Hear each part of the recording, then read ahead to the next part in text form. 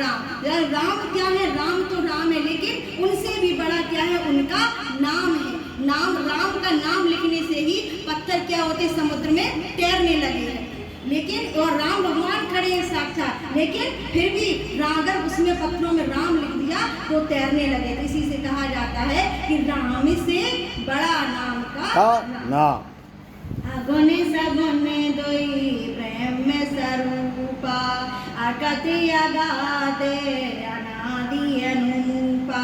ब्रह्म के दो स्वरूप हैं, सगुण और निर्गुण। ये दोनों अकथनीय हैं, जाने ना जा सकने वाले, प्रारंभ रहित और उपमा रहित हैं। कहते ना ईश्वर के दो रूप बताए गए हैं, सगुण और निर्गुण। सगुण माने गुणों के सहित, निर्गुण माने निर्गुण निराकार, जिसका कोई भी आकार ना हो।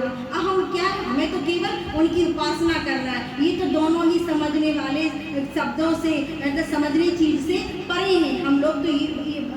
हम लोग तो मानव हैं, इसको क्या समझने योग्य होगी।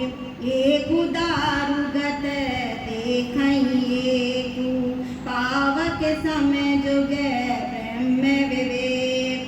सगुण और निर्गुण ब्रह्म में कोई भी भेद नहीं है, दोनों ही एक हैं। चाहे आप सगुण की उपासना करो, चाहे आप निर्गुण की उपासना करो। एक अग्नि लकड़ी में व्याप्त है तथा एक प्रत्यक्ष दिखाई देती है। इसी तरह विवेक से ईश्वर के दोनों रूपों का अनुभव किया जा सकता है। जैसे मानस जय विधि भयऊ, जग प्रचार जय हेतु, अब सोई कायऊ प्रसंग सब, सुमरि उमा वृष केतु। रामचरितमानस जैसा है, जिस प्रकार तैयार हुआ तथा जिस कारण संसार में इसका प्रचार किया गया, वह सब वर्णन उमा महेश्वर का स्मरण करके मैं कहता हूँ। शंभु प्रसाद समत ही है तुलसी, रामचरित मानस कवि तुलसी। भगवान शिव की कृपा से संत तुलसीदास के अंतःकरण में सद्बुद्धि जागृत हुई, फलस्वरूप रामचरित की रचना हुई। तुलसीदास ने ईश्वर की प्रेरणा पाकर ही राम की कथा को रामचरितमानस में लिपिबद्ध किया हुआ है। करई मनोहर मति अनुहारी, सुजन सुचित सुनी लेहु सुधारी। बुद्धि के अनुसार तो इसे सुंदर बनाया गया ही है, साथ ही सज्जन इसे सुनकर अपने सुंदर अंतःकरणों को निर्मल बना ले। मतलब इस कथा को सुनकर ही अपने अंतःकरणों को व्यक्ति निर्मल बना सकता है। जय गावैये चरित सवारे, तैयई ताल चतुर रखवारे। जो इसे अपना चरित्र संभाल कर गाते हैं, वे इसे मानस सरोवर के चतुर रक्षक हैं। जैसे रामचरित का गान करने वालों को अपना चरित्र उज्जवल रखना चाहिए राम का, क्योंकि चरित्र बहुत इसमें लिखा हुआ है कि जो व्यक्ति अच्छे कामों को करता है तो उसे अपने विशेष ध्यान देना चाहिए। वो कितना भी बड़ा ज्ञानी हो, लेकिन अगर उसका चरित्र अच्छा नहीं है तो वो सम्मान का पात्र नहीं होता। एक कहानी आती है कि एक राजा थे और एक उनके दरबार में विद्वान व्यक्ति था। तो विद्वान व्यक्ति बहुत ही विद्वान था, राजा और सभी लोग, नगर के सारे लोग उसका सम्मान किया करते थे। तो एक दिन ऐसे ही अचानक राजा के मन में प्रश्न आया और उन्होंने पूछा कि हे गुरुदेव, कृपा करके बताइए कि ज्ञानी व्यक्ति बड़ा होता है कि चरित्रवान। तो उन्होंने कहा कि राजा, इसका जवाब हम तुम्हें 2 दिन बाद देंगे। तो बोले बहुत ठीक है, कोई बात नहीं। दूसरे दिन क्या किया कि जो विद्वान व्यक्ति थे, गुरुदेव थे उनके, उन्होंने राजा की कोषागार में जा करके चोरी की। अब क्या हुआ कि वो पकड़े गए। तो जैसे ही पकड़े गए तो राजा के पास सूचना भेजी कि गुरुदेव ने वो चोरी की है कोषागार में। तो राजा को बड़ा गुस्सा आया, उन्होंने तलवार निकाली। उनके मन में ये नहीं था कि कोई चोरी हुई, ठीक है, हर किसी का होता है, उन्हें जरूरत होगी कुछ होगा, चोरी कर ली। लेकिन उन्होंने ये सोचा कि बात बताइए, इतने ज्ञानी विद्वान व्यक्ति और हमारे कोषागार में चोरी कर रहे, इतना मतलब नीच कार्य किया उन्होंने। तो उस बात पर उन्हें बड़ा क्रोध आया और उसी बात पर उन्होंने तलवार निकाली। अब उन्होंने ये नहीं सोचा उस समय कि क्या ये तो बहुत ज्ञानी है, ये तो बहुत विद्वान है, ये सोचा उन्होंने। लेकिन नहीं, उन्होंने क्या सोचा, ज्ञानी और विद्वान होने के बावजूद उन्होंने चोरी की, और वो भी अगर जरूरत थी तो हमसे मांग लेते। बस कुछ नहीं, जब उनको गुरुदेव के सामने लाया गया तो राजा के सामने, तो उन्होंने कहा कि हे गुरुदेव, आपको मतलब हम तो आपको बहुत विद्वान मानते थे, आपका सत्कार करते थे, सम्मान करते थे, पूरा राज्य आपका सम्मान करता है, तो आपने बताइए चोरी क्यों की? ऐसा आपको क्या काम पड़ गया जो आपने चोरी कर ली? तो उन्होंने कहा कि ऐसा राजन, आपने हमसे प्रश्न किया था कि विद्वान बड़ा मतलब ज्ञानी विद्वान व्यक्ति बड़ा होता है कि चरित्रवान होता है? हम तो आज भी ज्ञानी हैं, हमें तो आज भी विद्वान आज भी उतने ही हैं जितने 2 दिन पहले थे, लेकिन हमने क्या किया? छोटा सा अपने चरित्र को थोड़ा गिरा दिया, हमने आपके उसमें चोरी कर दी। अगर व्यक्ति ज्ञानी है और विद्वान है, अगर उसका चरित्र अच्छा नहीं है तो वो कहीं पर भी सम्मान का अधिकारी नहीं होता है। तो यही कहा गया है कि रामचरितमानस में कि रामचरित का गान करने वालों को अपना कैसा रखना चाहिए? अपना चरित्र बहुत ही उज्जवल रखना चाहिए, तभी वो सम्मान का अधिकारी होगा। नहीं तो अगर आपका चरित्र अच्छा नहीं है तो आप कितनी भी कथाएं कह ले, आपका कोई सम्मान नहीं होगा। कहते ना, जय गावैये चरित सवारे, तैयहि ताले चतुर रखवारे। मतलब जो इसे अपना चरित्र संभाल कर गाते हैं वे इस मानस सरोवर के चतुर रक्षक होते हैं। काम क्रोध मद मोह न सावन, विमल विवेक विराग बढ़ावन। यह रामचरित काम क्रोध मद मोह आदि विकारों को नष्ट करता है तथा निर्मल विवेक एवं वैराग्य भावना की बुद्धि कर देता है। यानी कि सत्संग और वो भी कथा या भजन के माध्यम से अगर आप करते हैं तो आपके क्या होता है कि आपको मन निर्मल हो जाता है, आपको वैराग्य होता है, समझो मात्र आपको सब कुछ अच्छा ही दिखाई नहीं लगता और आपके जीवन में भी सब कुछ अच्छा होता है। ये हमने भी अपने जीवन में देखा है कि हमारे जीवन में जब से हुआ, थोड़ा बहुत तो देखो सबके जीवन में चलता ही है, लेकिन ईश्वर की कृपा से हमें कभी भी कोई भी हमें कुछ ऐसा नहीं समझ में आया कि जहाँ पर हमें ईश्वर की कृपा ना मिली, चाहे वो कोरोना का समय हो,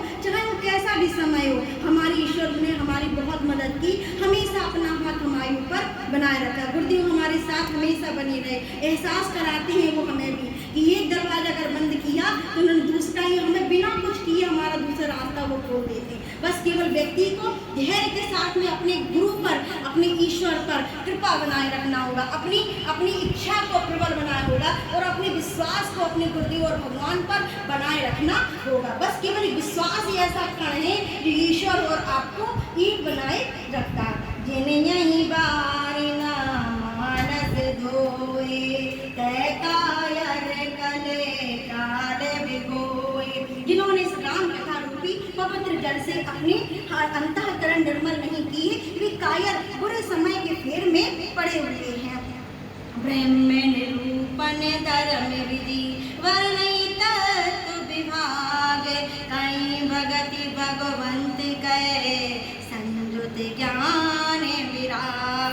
मतलब ब्रह्म विद्या, कर्तव्य परायणता तथा भौतिक समस्याओं के समाधान और ज्ञान वैराग्य से भगवान की भक्ति के संबंध में ही चर्चा करते हैं। मतलब क्या है कि ईश्वर की कृपा अगर हो जाए ना तो आपका जीवन धन्य हो जाता है। इस तरह पूरे महीने भर विचार में चलता था। फिर निर्णय को कार्यान्वित करने के लिए सभी ऋषि अपने अपने क्षेत्रों को चले जाते थे। एक बार आयोजन की समाप्ति पर परम विवेकी याज्ञवल्क्य जी को भरद्वाज ने रोक लिया और उनसे राम कथा सुनाने की प्रार्थना की। याज्ञवल्क्य जी ने उन्हें शिव पार्वती संवाद सुनाते हुए पहले शिव विवाह प्रकरण को सुनाया। राम कथा क्या है, क्या चर्चा हो रही थी सत्संग की, तो उन्होंने याज्ञवल्क्य जी ने भरद्वाज जी को रोक लिया और याज्ञवल्क्य जी ने से राम कथा कहने को कहा। कहाँ पर? ये भरद्वाज जी का आश्रम हमारा इलाहाबाद में है, ये संगम के किनारे, तो वहीं पर ये राम कथा का श्रवण हुआ था। और ये याज्ञवल्क्य जी ने शिव पार्वती संवाद से लेकर के शिव विवाह का प्रकरण सुनाते हुए राम कथा का श्रवण आयोजन किया था। भगवान शंकर की पूर्व पत्नी सती अपने पिता दक्ष प्रजापति के यज्ञ में गई। उनके पिता ने उनका निरादर किया। सती ने यज्ञ देखा, वहाँ सभी देवताओं का आदर तथा शंकर भगवान का निरादर देखकर सती ने पिता के अनुचित कार्य का विरोध किया, उन्हें फटकारा। विरोध स्वरूप योगाग्नि में जलकर शरीर त्याग किया। सती की मृत्यु का समाचार सुन शिव ने अपने गणों को दक्ष का यज्ञ विध्वंस कराकर दक्ष को उचित दंड दिया।